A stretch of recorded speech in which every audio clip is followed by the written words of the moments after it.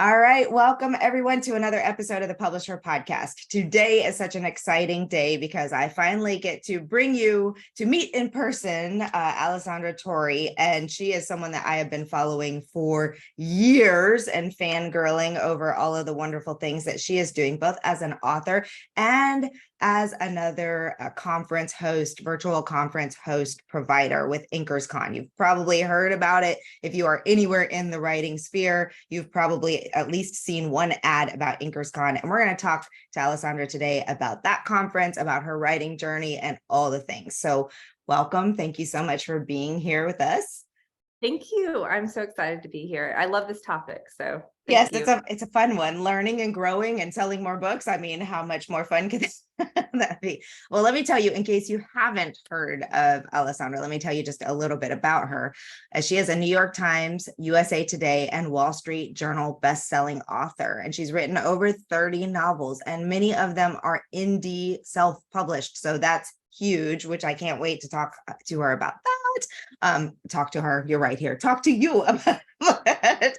While she has published with Hachette Harlequin and Thomas and Mercer, she's a fierce self-publishing advocate and speaker. Torre's novels have been translated in 18 languages and are distributed in over 30 countries. In addition to writing, she is a co-founder of InkersCon, an annual conference for indie fiction authors. So no shortage of things happening in your world from day to day, huh? I know, but I think I like that. The busier I am, the more productive I am. So I find the same thing. In fact, people in my life will laugh at me because they're like, you have two speeds, 1,000 miles an hour or zero. Or sleeping on the couch. Yeah, that's me. There's no in between. Well, I have so many questions for you and want to talk about all the things, including your conference, which as we are recording this is about to launch for this year. But before we get into the conference, how did this all begin? When did you start writing? You were originally traditionally published. Is that correct? So I started in 2012 and it was like a whim. You know, I was always a reader. I enjoyed like writing things in high school, but I never got any encouragement. I would submit what I thought was like a masterpiece and I get like a B-. So I never thought about writing. It just wasn't, I just figured that wasn't my thing. I love to read. I read constantly and I love to pick apart books. And it was one of those things my husband was always like, oh, well, if you think, you could do so much better, you should, write a book. And then in the summer of 2012, I did. I was in between jobs. I was looking for a job and I was reading about E.L. James making like $1 million a day. And I was like, okay, so if I did like 1% of the sales of E.L. James, I'd be making like bank. So I sat down, I thought I would write a thriller because that was kind of what I always read. I always read mystery suspense books, but I ended up writing like a sexy romance, which I had never read other than 50 Shades of Grey. I'd never read a sexy romance, but that's what came out. And I self-published it. I published it on KDP, Kindle Direct Publishing. And it did like, okay, like I was selling 3 to 5 copies a day, which I was like ecstatic over. That's more than a lot of slowly worked up, to like 10 or 15 copies a day. Nice. And I got out my calculator and I was like, okay, if I wrote 10 books, I'd be making like $150, $200 a day. And I wouldn't have to I can stop my job hunt. Like I'm golden. So that was kind of my thought. And then 2.5, 3 months after that book released, it took off. Like it just went bonkers. And there was a key change. I changed my book description. I changed my description one afternoon, not thinking twice about it. And that book was selling 2,000 copies a day within, 48 hours. Oh my gosh. What change did you make? I know everyone's like, and I didn't even save the original blurb. Like I just was like, oh, I'll try something new. I replaced one with the other, not thinking it would launch my entire career, and I hit publish. But what I think I did is I had a super sexy cover and I think my blurb was not super sexy. So people would click on the cover and then they'd read the blurb and they'd be like, oh, I was more interested in the cover than I am with what this book seems to be about. So I think I made the blurb sexier. This is the only thing I can think of. And so then that piece of the packaging matched. And so it made me realize how many people were clicking on my cover before. and then being like, and leaving. So that book took off. Then agents and publishers were, emailing me. I had several meetings with agents. They all just demoralized me. They were just the worst meetings. I don't think they intended them to be bad meetings. They intended to like woo me. But I was like, oh my gosh, like I hate everything about this business. Like I'm making tons of money self-publishing. I'm just going to stay in the self-publishing world. Right.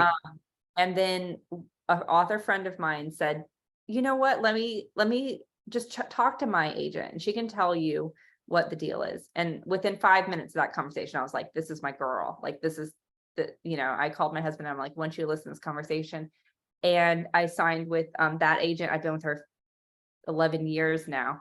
Wow. So she took that book to auction and it sold to Harlequin for multiple six figures. And it was a 2-book deal. So suddenly it was like, oh, like, this is my job now. Like, first of all, I have to write another book.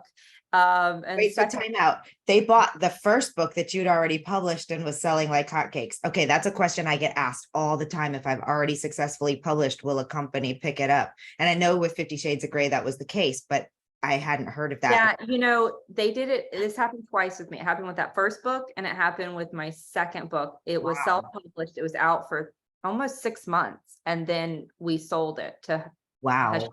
for my second, and they published it in hardcover.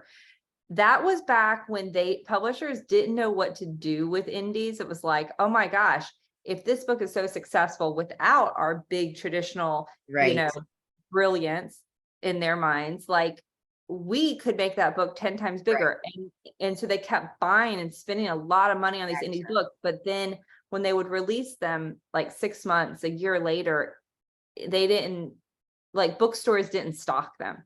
So so they stopped doing that. Like that, there was like a 2-year process where they would buy. Now recently I've seen a reemergence of that with these books that are going viral on TikTok. Yes. Publishers are buying sometimes just the print, a lot of times just the print versions, and republishing. Kennedy Ryan has a ton, like 8 or 10 books that were bought. Bloom Books is buying a ton of them. So I'm seeing Lucy Score's books are being bought and then sold. So I'm seeing it happen a lot now, but it's kind of only happening with viral books or books that have been wildly successful for a long time. They've been on the bestseller, the top charts for a year, and then they'll buy them and put them in stores. Okay, well, that makes sense. Sorry to interrupt you. That was just an interesting side point. So then you went into the traditional world with these books. Yeah. So I went traditional, but I was still self-publishing. And so because I was writing 3 to 4 books a year, so traditional publishing was much slower pace. I was doing 1 book a year traditional, and my traditional books were flopping. They were doing horrible, while my self-published books were doing better and better. And that was really because as a self-publisher, I could be much more agile. I could jump on popular trends and popular marketing techniques. My price point was $2.99 or $3.99, or my traditionally published books were $9.99 or $12.99. And my readers just weren't going there. They weren't transitioning. And most of my readers had already bought those books when they were self-published. So, like they weren't going to then buy them again. Right. So I pretty much decided in like 2015, like I was kind of done with traditional publishing. And that was really, I was hitting the New York Times list with self-published books. I was making a killing. We did go out to traditional publishers when a book I had, Black Lies, it was its second or third week on the New York Times list. And that week we pitched a new book, Hollywood Dirt, to publishers. And my best advance was like 50 grand, which I had gotten like 6 times that in the past, Right. And I was like, are you kidding me? Like I was at the time making 50 grand a week off, like Black Lives. Wow. So it was like, yeah, I was like, I'm not even going to entertain this. Like I'm insulted. Right. And that book went on, Hollywood Dirt went on to become a multiple New York Times bestseller. Wow. And so I self-published for 6 years probably before I decided I was done writing romance. And not to say I'm never going to write romance again, because I'm working on a romance novel right now. But I was like, I I am making enough money now where I can write what I want to write, Mhm. regardless of if it sells. And what I want to write is suspense. And so when I talked to my agent about it, we're like, let's go out and let's see what happens with a traditional publisher, because it's a new market. I don't have an audience in there. I really want to go down this other path.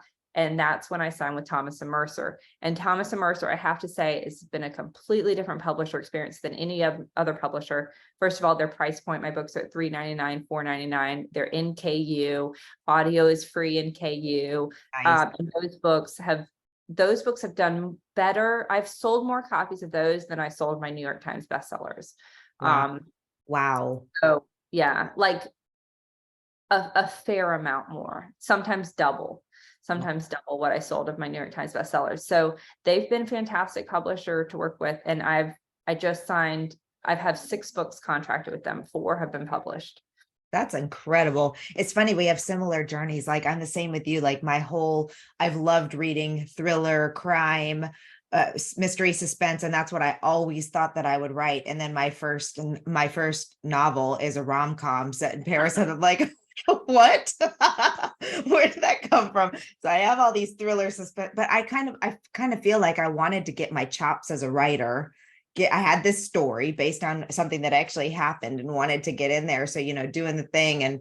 But what an incredible, what an incredible experience. And I mean, you are definitely living the goal that all of us as indie authors are moving towards. How do we do this? So for me, it's so inspirational just to hear you share this journey, to know that with good writing and with really smart business tactics, you can get to where you are. So super exciting. So at what point then did you decide, all right, I have this knowledge, or I have this, I don't know, I'm making some assumptions here. Did you decide, okay, I know what I'm doing. I'm passionate about helping others. I'm going to create a conference. Is that what happened, or did something else happen? So no, what it was, when my first 4 or 5 years, I was really lost. Like I mean, that was back 2012, 2016. There were like no resources really Yeah. for authors.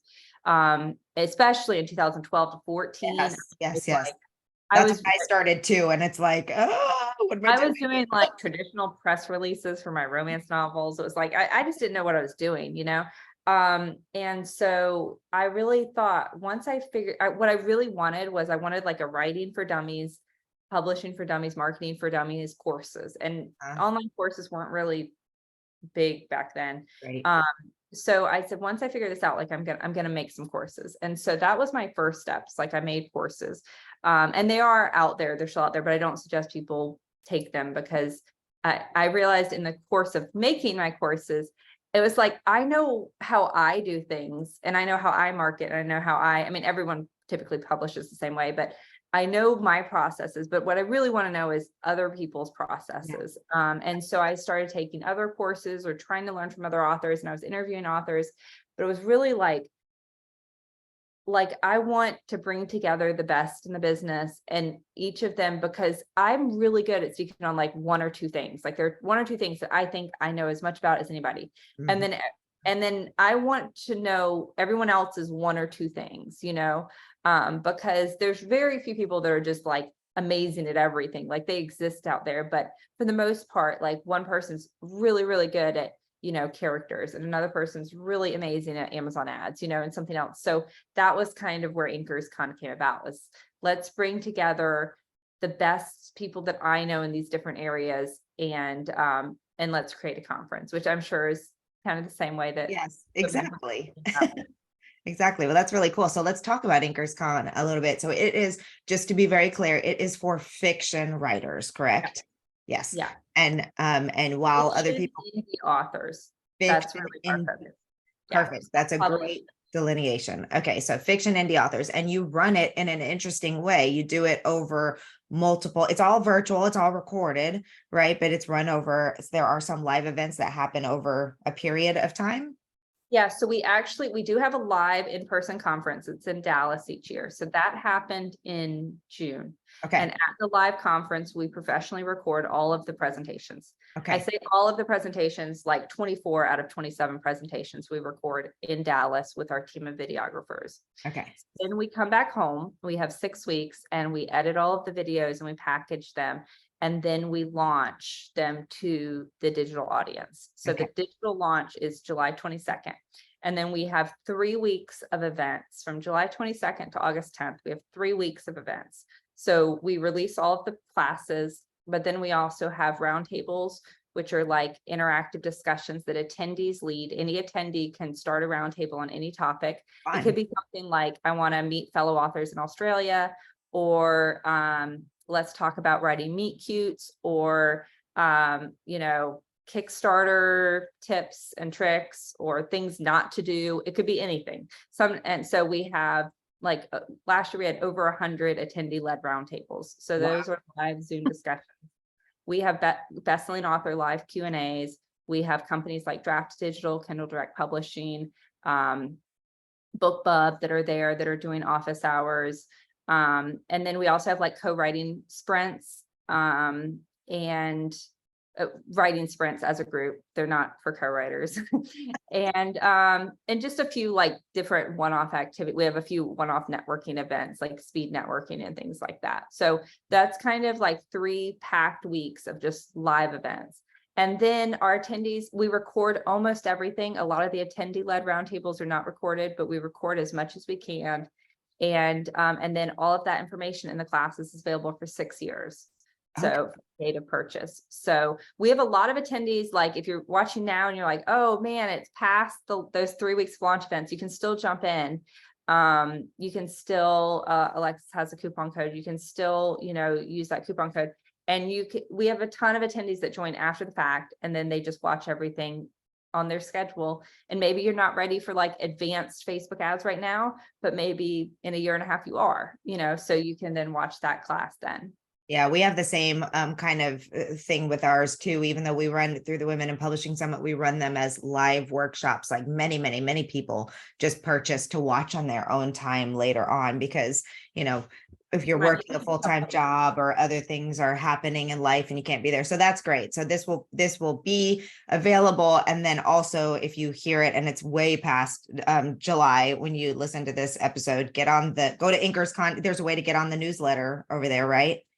Yeah. You can just go to InkersCon.com. There's a contact us, or there's some sort of, you'll figure it out. There's a place you can get on our mailing list. Absolutely. And then you can be there for the next live event that comes up. So that's really cool. Just stay on Alexis's newsletter. She'll let you know next year. That's right. So why do you think that this is such an important event? I mean, you do your live event, which kudos to you. I have never taken the steps to do a live event because I'm terrified. Even though our audience is like, let's have a live event. And I'm like, no, no. But it's a different beast. Yeah. Yes, exactly. Why do you continue? I mean, do you project that you'll continue doing this? And why do you think it's so important for authors to come to these digital experiences? Virtual. Well, for me as an author, I very rarely travel. I travel if I have to. So for me, I would love to go to Thriller Fest. I mean, I would love to do that. I would love to go. There's so many fantastic conferences around the country, around the world. But for me, with 3 dogs and a high maintenance family, it's just really hard for me to travel anywhere. And especially with work and writing and things like that. So if I could save 10 to 12 hours of travel time each way. And I can attend something from home and I can be focused and I can lock myself away, then I'll do that. The potential negatives to a digital conference is that a lot of people sign up and then they don't attend, right, or they don't utilize it. Where if you go in person, you're kind of forced. But at the same time, in person, I see people sitting in the hallway talking. Yes. That's, it's there's a really great class happening right here. But so that's for me. And what I love is it's great to have a focused event that isn't a weekend or something like that online. because a lot of people just block that time out, and they attend. But for me, I like the ease of online. I have changed a lot in the last few years, but by nature, I am an introvert and I'm a shy person. And so for me to walk into a live conference and there's like a room full of hundreds of people there, like I'm going to like pretend like I'm on my phone or like look down, and I'm going to scurry through and I'm going to find some seat by myself, and I'm not going to talk to people. I would never walk up to like a random group of people and be like, "Hi, my name's Alessandra. I write romance and suspense. What do you write?" That's really hard for me to do. Where online, it's just so much easier. Like it's easy to go into a Zoom room with 4 or 5 people and everybody goes around the room and they introduce themselves. And then there's like a specific topic, and I'm not just like randomly chit-chatting about the weather. Or it's easy to make a post in the attendee Facebook group and say, "Hi, I'm really awkward and I don't know anyone, and this is my first online conference. Is there anyone who wants to be my friend?" And you'll have dozens and dozens of responses. So I think for certain people, digital is the best for them, especially if they have a job and they can't leave or they have kids. And, it's just, you can't be that convenience. Yeah, I agree. I mean, when I started this a decade ago, I had 3 small children. There was no way I was going to live conferences or and $0, by the way. So like just the Well, that's the other thing. I mean, hotel, food, I mean, it adds up really fast. And I think it's just so important. I mean, looking through the agenda of topics that you guys are covering in the conference, I mean, it's really one thing that I really like about your conference is that it is so narrowed down to the fiction indie authors, because now we know when we attend, we are getting things that are very specific to that audience. And sometimes it's nice to have, I mean, obviously mine is very broad, and sometimes you need that to meet, the roles of the attendees, but it can also be really nice to have just like super focused. I know no matter what I go into, it's probably going to apply, may not apply to me at this particular stage of my career, but like you said, within 6 years, there should be nothing that doesn't apply at some point. We hope, fingers crossed, right? And it is, I should say, it's adult fiction. So I would say anything over 40,000 words, so no, doesn't mean 30,000 word writer, but adult fiction is really what we focus on with our craft classes and marketing and that sort of thing. Okay, good to know. All right, so everybody head over to InkersCon.com and you can use the coupon code Alexa, ALEXA, just to get $50 off, which is amazing. And that extends, right? That's beyond even the end of the conference, or how long? I think the coupon is good through August 15th, I believe. Okay. But that being said, if someone's listening to this and they hear it, just reach out to us, and we're happy to help. And it is just Alexa. It's not Alexa 23. It's just Alexa. I think it's just Alexa, ALEXA. I'll double check with Eva, but I'm pretty sure that's what we said. I hope, because that's what I've been telling people. We'll make it Alexa. So it's Alexa from now on. That's no problem. We don't have any other Alexas, so we're good. All right, awesome. Okay, so let's bring it back to you and your wonderful success as an author, because I know that's what people want to hear about. And hopefully we'll have you in front of our audience to talk about this too, because everybody wants to know, how do I become a New York Times bestselling author as a self-published author? So to wrap this all up, do you have just a few key tips that you can share with our audience?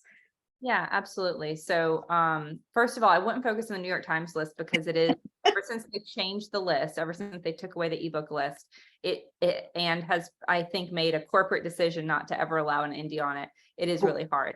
Okay, so that is no longer a goal or dream.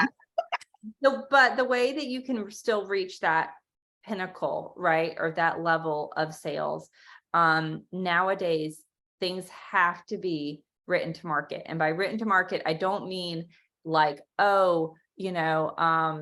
sorority romances are hot right now, I'm going to run and write a sorority romance. That is not what I'm talking about. Because for a long time, I thought that's what writing to market was. I thought it was like, oh, this is hot in the market, let me go write to it. Writing to market means you understand the genre that your book is written in. you understand how that book is marketed and then packaged in that genre, and how that plot line and story is told. In every genre, if you write action, adventure, thrillers, you are going to write and package and market your book in a different way than if you write rom-coms, or if you write historical fiction. And you can't just use one paintbrush to paint across different genres. And I didn't know that for a long time. And my books that really took off, they were spot on, and they were spot on despite my lack of knowledge. I really got lucky with those books, but I would focus on craft. So many authors skip craft classes and craft knowledge, and they just, do the sexy marketing classes.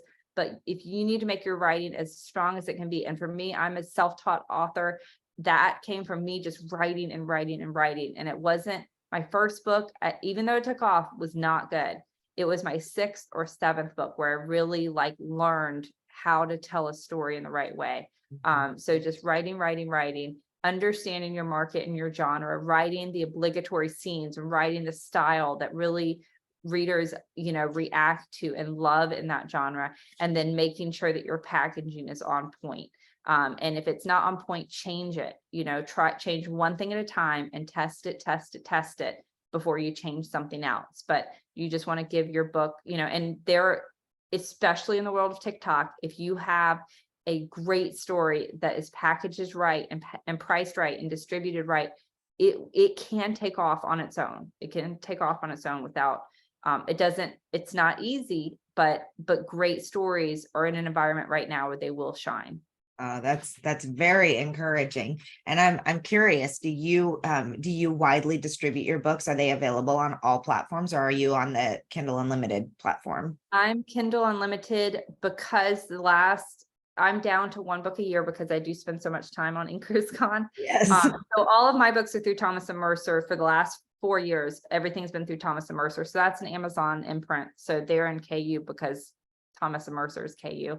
But my romance books are also in KU, and that's because I just don't have time to market right now. Yeah. And so KU does a lot of that for me. Yeah. And so it makes it a lot easier. But I was wide for 4 or 5 years, and my wide retailers were never more than 5% of my income. So it just didn't make sense to me. Finally, I was like, why am I? And I was really trying, but I don't write in series. Series do a lot better wide, and I don't write in certain genres do better wide. And I wasn't in those genres, and I didn't write in series. So for that reason, and just my lack of time, I'm in KU.